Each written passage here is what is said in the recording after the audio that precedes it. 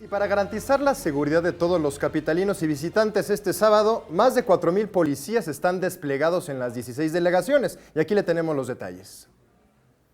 Con motivo del 208 aniversario de la Independencia de México, se realizará el grito en el Zócalo capitalino, por lo que la Secretaría de Seguridad Pública de la Ciudad de México puso en marcha un operativo con alrededor de 4,200 policías de los diferentes agrupamientos, los cuales serán desplegados en el centro histórico, así como en las 16 delegaciones. Entre los cierres viales se encuentran los cercanos al circuito Plaza de la Constitución, en los cruces con Palma, Francisco y Madero, 5 de mayo y 16 de septiembre. También permanecerán cerradas las esquinas de las calles Venustiano Carranza con 20 de noviembre, 5 de febrero y la avenida José María Pino Suárez, Correo Mayor en sus cruces con Corregidora y Moneda, así como Tacuba y Monte de Piedad. Asimismo, para resguardar la seguridad de quienes acudirán al desfile el 16 de septiembre, la Secretaría de Seguridad Capitalina desplegará a más de 5,000 elementos que cubrirán el desfile militar, el cual tendrá como ruta Plaza de la Constitución, 5 de mayo, Eje Central, Avenida Juárez y Paseo de la Reforma,